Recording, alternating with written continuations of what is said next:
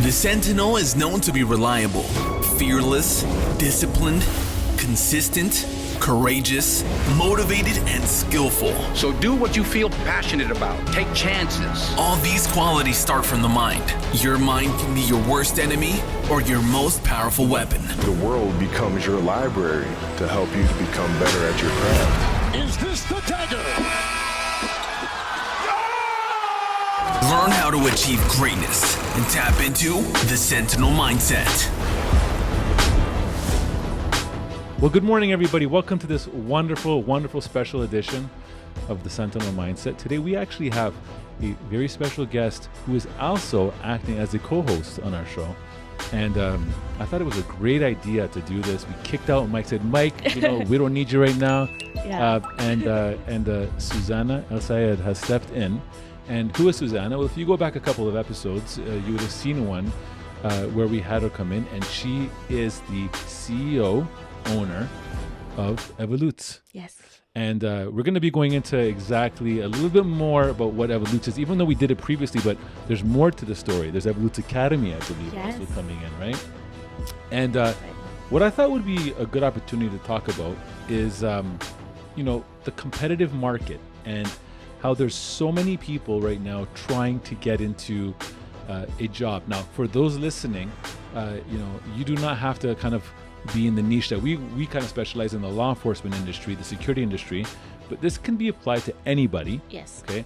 But because we have so many people that are aspiring to get into law enforcement and policing, I'll have them come up to me and say, hey, Constantine, I'd like to apply to the police. Can you give me an idea of what I should do or how I should say things? And I'm like, okay, well, first of all, the first thing that I will think of is, do you have enough experience that you can articulate to them why they should choose you? You know what I mean? And, I'm finding that I think what we should do today, Suzanne, is let's talk about this. Let's brainstorm this. And I think people can actually listen to it and be like, hey, listen, this is all I have to do. You know what I mean? And they can apply it as well. So we can brainstorm some practical tips. Exactly. So let me ask you right off the get-go, do you think right now we're in a competitive market? Absolutely. Okay.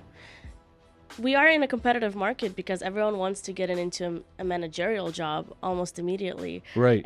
But what makes you a good manager? What skills and experiences that are different that you can bring to a company or an organization or to the law enforcement world? What makes you different? So the expectancy now, from what I'm hearing, is that people looking at getting into jobs kind of want to start right at the top. Mm-hmm. Okay.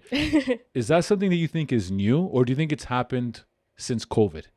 No, actually, I'm guilty of that myself. Okay. When I was transitioning between what I was doing, my studies, and coming into the security world, right. I was very stubborn on starting in the managerial job. But I also had 5 years of corporate experience before that. Okay. So, but I knew that I had the skills in Yes. that to get into the security world and making that a reality. But Right. now there's still that perception, I think even before COVID, that once you finish school, you get a job right away, which unfortunately is not the reality. Right. Okay. So do you think, first of all, you said you jumped right into this manager role that you were applying for. If you didn't get that, would you still be searching for a management role only? Yes. Okay.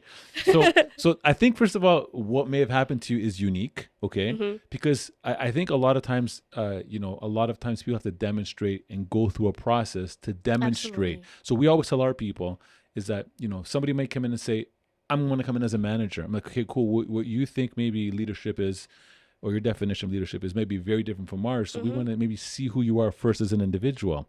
I was talking to an individual the other day, and he was telling me that, he applied to a specialty division within the police force, and they would not give him that because he had to go through his 4 stages you have to go through 4th, 3rd, 2nd, 1st class. And once you do those 4 years, then you're eligible now to go into a specialty unit, Right. whether it be ETF or forensics, whatever.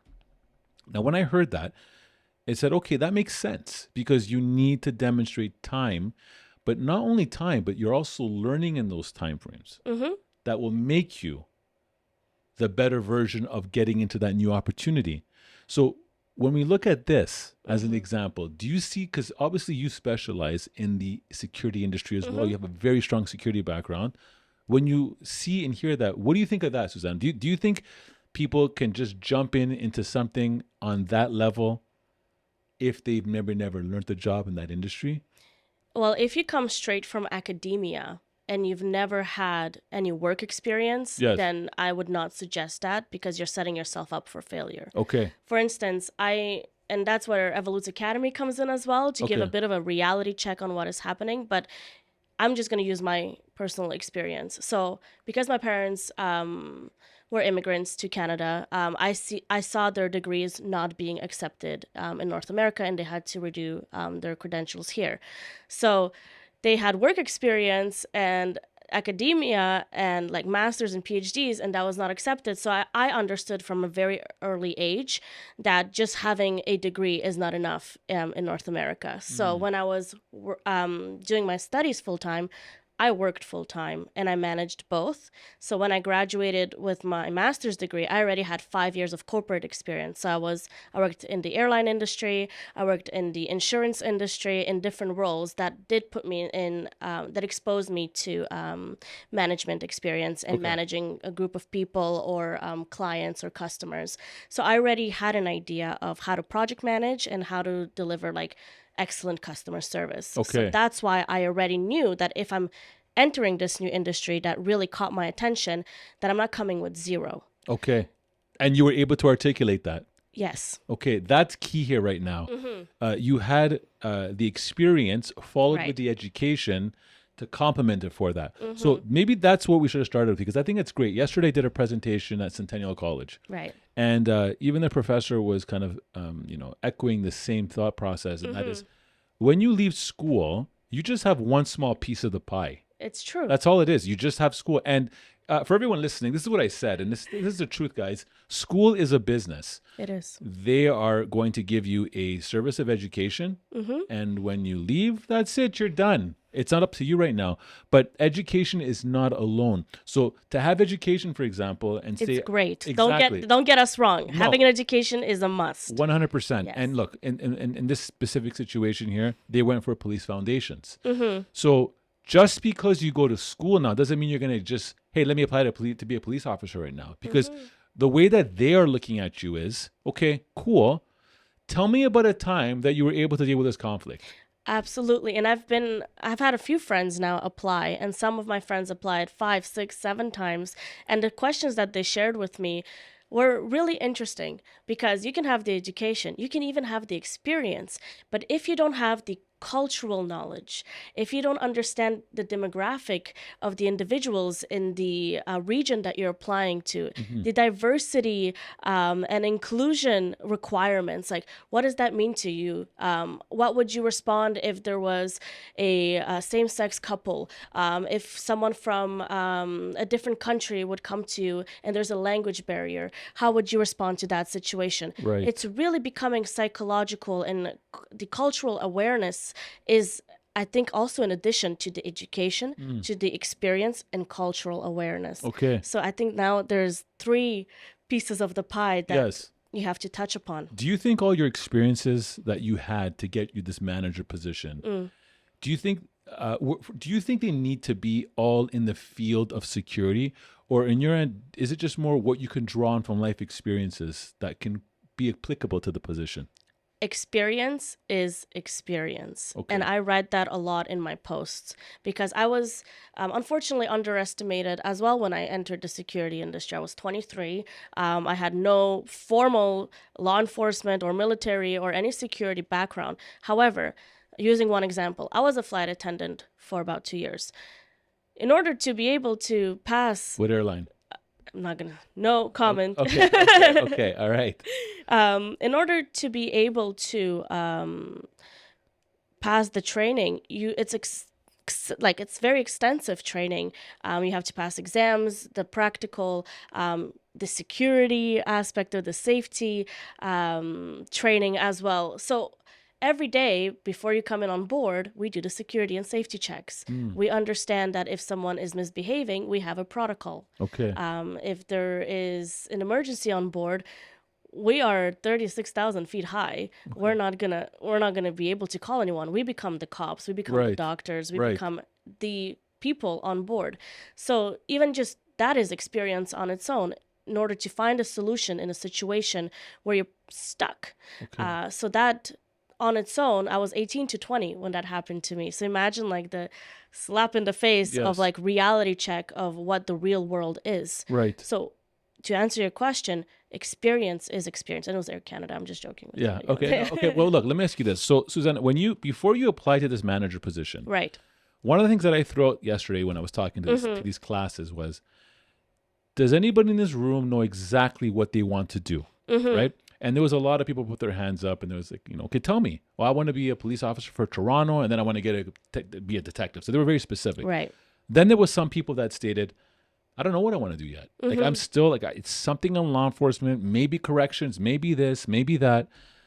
And then the advice that I gave to the class is whatever you decide that you want to do, whether you know it or not, make sure that everything that you're doing in your life is leading you to that path. Absolutely. Okay. Now, someone can think, okay, what are you referring to? Are you suggesting that we find jobs in security only?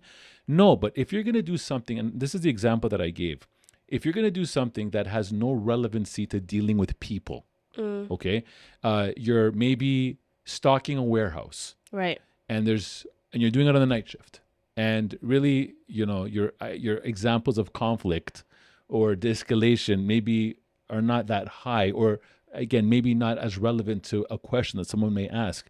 For yourself, when you were looking at getting to this management position, did you know prior years that you wanted to get into that? Or is this something that just the opportunity came and you were just fortunate to have the experiences that, married into that, request? Well, that's a good question. And even before I answer your question, even the warehouse example, there's so much experience. You're stocking a warehouse. There's so much experience that you can apply that to law enforcement. You're alone in an environment during a night shift. Okay. You are already able to self-manage yourself, self-motivate yourself to complete a job. Okay. You might have people around you and you have self-awareness. You might do some checks. You might do some security checks in order to ensure that the night operations are still ongoing. Yes. So it really depends on how you formulate your experience. How you're able to articulate it. Exactly. How you're able to articulate it.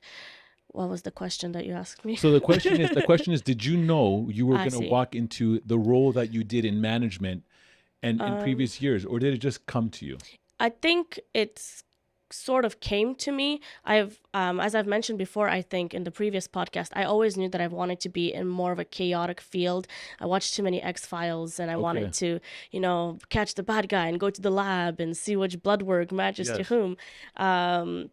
Obviously, that is a bit out of the scope, but that was kind of like what I wanted to. Right. But I didn't really know what was the security industry until I met a gentleman at the Starbucks. Yes, and I remember you saying that, yes. The story, and he kind of exposed me to it, told me to join ISIS, get my master's in disaster and emergency management, and that was like the beginning of the end. Okay. And just like I found the security industry, joined ISIS, the opportunities that they had there for young professionals, and the rest is history, pretty much. Okay. But I always knew I wanted to be in intelligence or use my foreign languages, or I even applied for the Canadian military to see if they needed like an intelligence officer, but then I decided to just go the academia route. Okay. But I think I've always known that I want to be involved in operations and safeguarding individuals and assets or something like that. Okay. Did you have a plan? Like, did you say, hey, I want to do something here. I'm going to set some goals for me to get closer there? Yeah. Okay. I make a 3 month, 6 month, 9 month, 1 year, 3 year, and 5 year plan. You set your goals. I do. Okay. And I'm very... Why is that important? Because in order to be able to align yourself, if you have, sometimes you will see that whatever you planned for yourself in a year or 3 might not be exactly it, but what you've planned will get you there in a different way than, it's not linear. No, Nothing for sure. is linear. So for instance, my goal always was to utilize my languages at work, was to travel internationally, and was to have enough influence within my workplace in order to help others. And so I didn't know that would end up founding my own company. Okay. But I knew that was my goal. And I'm so fortunate I'm doing all that. That's amazing. Yes. Look, and that's I think is key, is like, as they say, plan your work and then work your plan. You know what I mean? Yes. And you almost want to give yourself an opportunity where you're not walking in this wilderness lost. Like, what am I doing? I've heard people over the years say things like, what am I doing with my life? What am I? And at the end of the day, it's like, well, really, what are you doing? Do you know what you want to do? No. Like, maybe this is time to kind of have a discovery process. Maybe sit down and talk about, what do you enjoy? Oh, you're hitting like my like favorite topic. Okay. I'm gonna go. Can I have like 3 minutes? Yes, you of can. This? Okay. I am really adamant about planning your life. I've learned that a 5-year plan is a bit ambitious, Yeah. but a year plan and a 3-year plan, it's totally doable. You have to ask yourself the questions before you even plan. Where am I in my life right now? What is my financial status? What is my, where do I live? Like, am I happy with where do I live? Do I have enough skill sets that are good for me? Yes. What is my education? What is my familial status? Yes. What is my job like? What is my life like? Am I happy? Am I not? Am I depressed? Am I like, where are you right now? And then, where do you want to be in 3 years? And so you like, okay, I want to make $150,000 a year. I want to be a director. I want to live in a 2-bedroom apartment in this city, blah, blah, blah. And don't limit yourself. If this is what you want, write it down. Don't say like, I want to make $5 billion in 3 years. Like, be realistic. I mean, if that is your dream and it's possible, good for you. Okay. But now you have to fix that gap. What is the gap between where you are right now and where you want to be? And it's, do I get my master's degree, for instance, to get that director role? Do I change cities? Do I stay with my partner, for instance? Because sometimes the personal always inflicts the professional. Sometimes. I mean, you see it in the movies all the time. All I the got a time. job offer in New York. Why are you coming with me? Yeah. And so check like your life and be truthful with yourself, because if you're lying to yourself, everyone else can lie to you. And so, but you have to find the gaps. You have to be very honest with yourself. Like, okay, I'm making $60,000 right now. My goal is 150. How do I bridge that gap? Like, look at positions that are at that salary. Okay. Look at what you are missing.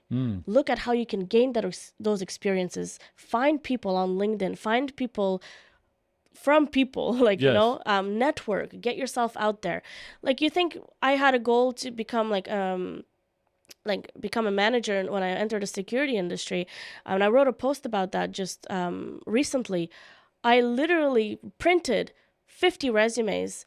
I made my own business cards, and I went to GSX, the Security ASIS International conference in 2018.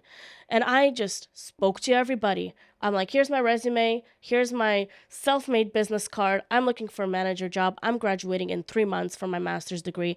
This is what I'm looking for. If my skill set and my resume is suited to you, please let's book a conversation. Okay, so let's pause right now. What you're talking right now is standing apart, okay? Okay. So what I love about what you're saying is most people probably, I'm going to say, it's safe to say, would not do what you did. Okay. Okay, because I'm shy. I mean... Oh, you can't be shy. No, I mean, I'm going to go sell myself on that level. You were bold. You were confident. You were selling yourself. In fact, again, we keep on going back to it. You were articulating to these individuals who you were and what you can do so they could potentially give you an opportunity. Yes. Okay. So Evolutes Yes. is known to do branding, self-branding, to help you basically stand out. Okay. How important is it in this competitive market for someone to stand out from the competition? So one of our services is personal branding, and we're very fortunate to have even like ex-FBI agents, ex-CIA that are realizing that, yes, they've served for 20 to 25 years at the Bureau, for instance, but they were so under this confidential mentality that people outside of the Bureau don't even know who they are, what they like, what they enjoy. But at the end of the day, they're also professionals. They're also human beings. So at Evolutes, one of our goals is to help you brand yourself on LinkedIn or other social media platforms of your choice. So what makes you different? I'll stick to the security industry for now. What makes you different in the security industry? What skill sets do you have that potentially 100 people in a room might not have? Or even 50, Right. let's say. Like, even if there's a little competition, that's Yes. okay. What conflicts have you dealt with that makes you different? What can you talk about? What people have you encountered? Where are you from? What languages do you speak? Do you have cultural awareness? Have you traveled a lot? Have you seen the world? All of that needs to be articulated for the specific job that you're looking for. So transitioning is also a big, important thing. But at Evolutes, we sit down with you and we go step by step at understanding even your goals. What is your unique value proposition as an individual? Right. If the market, like executive protection is different than, say, like risk management or emergency management. So we look at each industry and we help you make a mark. Okay. So and by posting about your stories in a storytelling like methodology. Okay. And I think that is so important, because if you're trying to give your 2 cents to the industry, you have to find those 2 cents. Yes. Right? You can't like just reshare and reiterate what other people are saying, because then you just, for lack of a better expression, you become part of the mass. Right. Right. And so you need to kind of step out of your comfort zone and do something that you haven't done before in order to make a mark. Okay. So I think this topic could be a topic in itself. I know. Okay? Yeah, seriously. But you touched on LinkedIn. Yes. Okay. I've actually talked to many people in the past, but I think we actually maybe on another podcast, we can concentrate and just really focus on why that tool is so important to really also network an opportunity for yourself. Do you find LinkedIn for yourself that it's a good platform to sell yourself? I love LinkedIn. I live on LinkedIn. Okay. They should be charging me rent. Okay. LinkedIn is, I don't even know where to start. I love LinkedIn. Like, Yes. I can't say that enough. LinkedIn is where my business runs on. Okay. It's where my LinkedIn family, as I call it, is on. Amazing individuals that want to learn, that want to connect, that want to share information. I started posting on LinkedIn about 5 years ago, and it took me 4 years to get to where I am right now. But I give that credit to consistency. I didn't, like, when I started, I didn't really know 100% what would work, what wouldn't, and they didn't have the statistics and analytics that they have right now, that that LinkedIn updated in the last 2 years. Now I see exactly who's looking at my post, their job, where they're from. So it's very interesting, because I can now customize my content to this demographic that I'm trying to target. Right. LinkedIn is your online resume. No matter if you are in law enforcement, in security, or any other industry, your LinkedIn needs to be updated, because an employer or a sponsor or whoever you talk to will Google you. Yes. And what comes up on Google? And I always love asking that question. And I mentioned it before too. Yes. What comes up on Google if I Google you? Right. And if your LinkedIn profile is one on top, then they click on it, and then you control what is on LinkedIn, your experience, what they want to know about you, right? Your content, who you interact with. And it's like, wow, this person knows how to maintain relationships. They know how to advertise themselves or sell themselves online. They will do the same for my organization. So would you agree that every professional or aspiring professional or somebody getting into the workforce to get into a profession should have a LinkedIn profile? 1,000%. And I agree with you. And I'll tell you this, for those listening, for those especially trying to get, for example, to policing, recruiters are actively using the LinkedIn platform to find people. And again, as everything you said, for the reasons, if you're displaying something that's attractive for them to look at, they will contact you directly and potentially invite you into an information session of some sort. So to me, I think that's great. And again, I think what we could do in another session, especially because it is an Evolute service, is maybe really focus on the LinkedIn experience from top to bottom, how to properly do that. Now, a lot of the things, Suzanna's not going to share all the secrets with you because you're going to have to be able to do a consulting session. And how would that work, by the way? If somebody did want to contact Evolute and say, hey, listen, I actually really want to work on my branding, how would you, go about it? Would they have to set up a session with you? How does it work? Yeah, so they contact me directly or through service@evolutes.com. We set up a discovery session. Okay. And for an hour, we just sit down and I understand what their goal is. Okay. Sometimes before the call, I look through their LinkedIn or through their online presence just to get an idea. But sometimes I just like to dive in and hear what their goals are. If their goal is to be more to create the profile so that they're more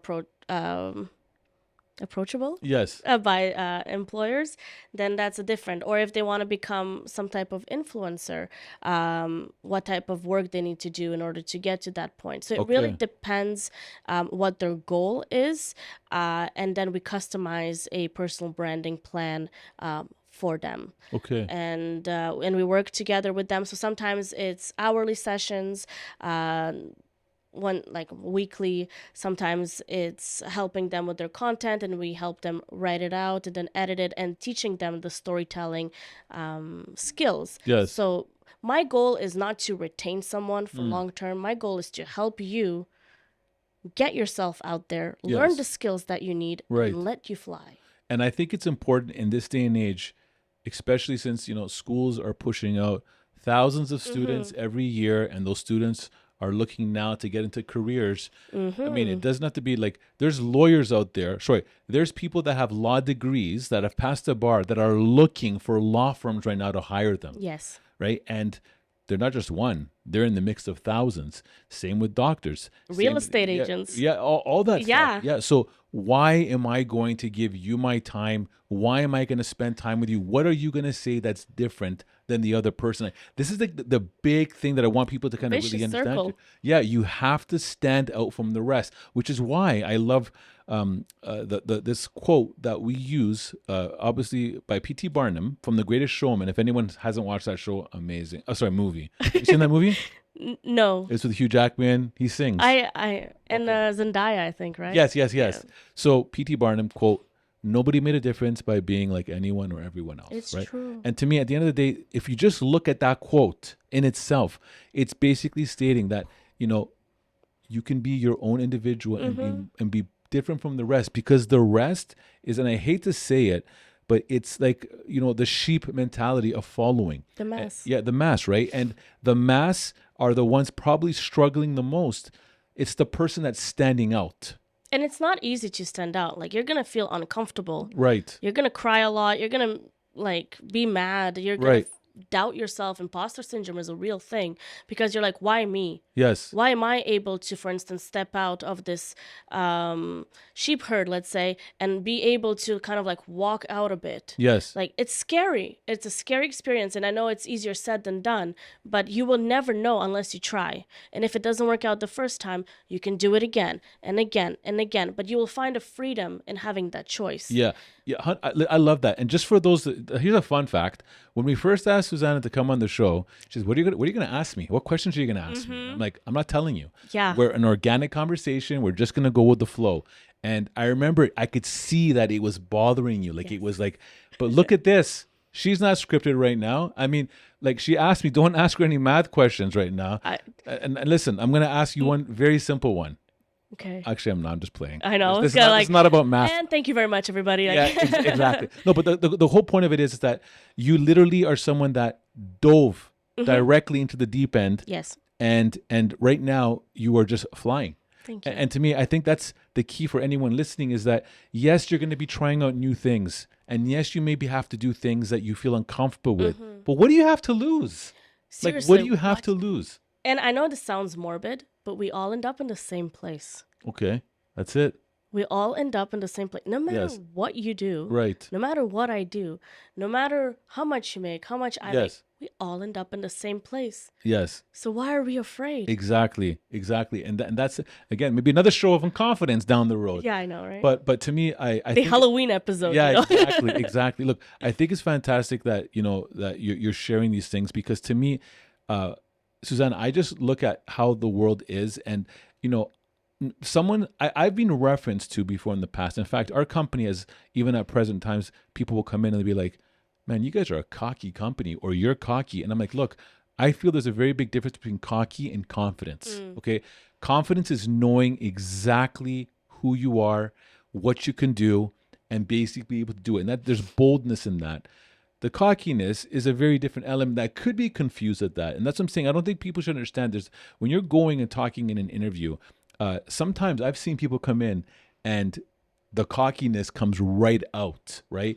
And I mean, I can give you an example. You can ask somebody a question and they'll be like, well, look, obviously I've been doing so many things. Like, you can come across cocky, but confidence is like, no, I've been able to do this. I've been able to do that. And you know what? I'm so convicted that this should be done here. It's like, wow, I didn't expect that kind of answer. So I think there's an element where you have to be able to differentiate between the two. But I think in this market, you need to be able to stand out. I would actually love, I don't have a medical degree, but I would love to do an interview for a doctor position. And I actually feel that if I was, being very, very transparent and saying, like, I don't know much about this, but I'm going to go and get my degree. But based on who I am as an individual, I could probably sell them enough to get their attention.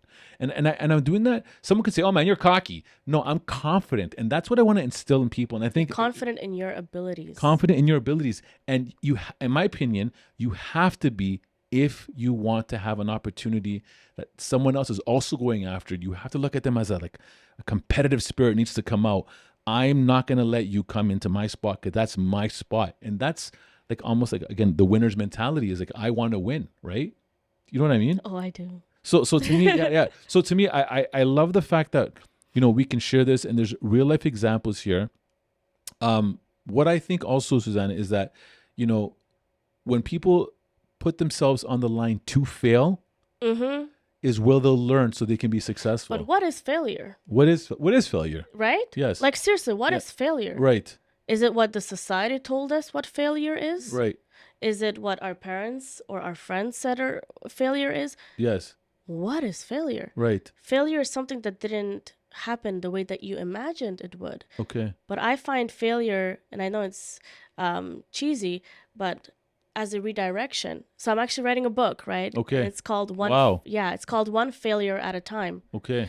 And the seems like you've had some failures right by that title. I mean, yes. Okay, I've never experienced a failure. I'm sorry, guys. No, I'm just playing. We've You're all had just cocky, you know. There you go. That's cocky. Yes. All right. Yeah. And it's called One Failure at a Time, and hopefully I'm releasing it by May or August next year. The goal of this book is to put out there that it's okay not to be okay. Okay. That you're going to have so many things that don't work out in the way that you've imagined, but they are just redirecting you into something else, something bigger or something less, or it helps you take a step back and reevaluate your life. Are you glad that you went through failure experiences? Honestly, not it might be a cocky moment now, but nothing much scares me anymore. Okay. Because I did find myself crying on the bathroom floor at times where I gave in. Yes. I gave in. I'm like, okay, so this is clearly not working out. I'm clearly in a very vulnerable position. I'm clearly being, people are assuming who I am and what's happening. And it's okay. Yes. We've all been there. Right. And it's like, if you say that you've never felt that way, you're lying. Yes. Because we all been there. And so I am writing about this. It's a self-help book because failure and me trying out things and not succeeding at them has made me understand that we are all not special. We are all we are all experiencing the same problems in life at different phases of our life. Yes. We all have financial issues. We have job issues. We all have health issues, family, relationships. All of that we will experience at different phases of our life. And it's just how we learn to respond to them. Yes. And how we learn to communicate them. If we need help, to put our egos aside and actually ask for it. Yes. If we need advice, to be able to receive it and feedback as well. we don't know everything. We will never know everything. Yes. So, yeah. Okay. I love that. Look, there's been so much we talked about here I know. today. I'm like, it's confusing. No, but all of these things will all tie into one common theme in this is that for you, in order to stand out from the rest, right. you're going to have to go through some experiences. You're going to have to go through some learnings, and you're going to have to be able to articulate those things yes. to get you into the place that you want to be. Okay. Now, I think we should save some nuggets, Suzanna, because I think there's so much here right now. I know we can talk. Are you going to be able to retain this audience? Are you going to be able to retain all this right now in one shot? I don't know. But I want to thank you. Thank you. For once again coming on. I think, first of all, organically did a kick-ass job as well. Again, you flowed. You're like a pro right now. Thank you. I learned from the best. Oh, my goodness. Thank you. Thank you. But I'm very much looking forward to what's in store, and there is a lot of things that are going to be coming to the table. I mean, for example, one can argue and say, what is that icon behind Suzanna?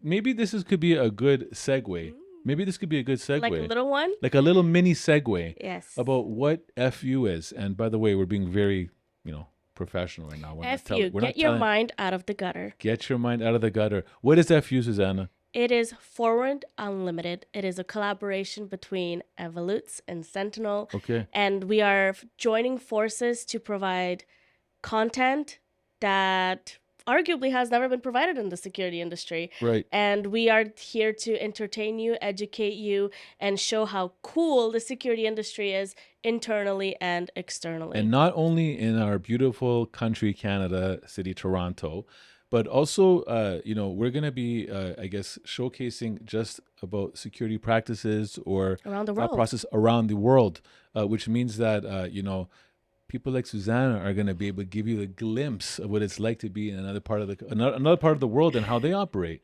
Because I think it's important to know that, right? It is. And that's where the cultural awareness comes in. Exactly. Because the security demands in each country is much different. Yes. Our security demands in North America are much different than it is in Europe and Asia and in the Middle East. Exactly. So we are going to bring that to you. Amazing. And also what that platform will do is, once it starts going complete full tilt, there will be people that would want us to probably have conversations about certain topics and discussions and bring awareness to it. And that's what really this is. Everything that, look, I can speak for myself, and I'm pretty sure you're the exact same way. Everything that we do is to kind of educate and bring awareness and make things better. Right? Yes. And my passion, Suzanna, for the security industry in Canada is that it levels up. Like it really, really levels up. So there's going to be a lot of cool things coming down I know. pipe. And we are like one step at a time, Yes. right? We are not setting ourselves up for failure. We're we're working slowly towards a goal, and we're seeing what works, what doesn't. We're communicating. And I think that's the beauty of it. Amazing. Amazing. Well, look, thank you again so much. I hope everybody enjoyed this show. Have a fantastic day and talk soon. All right.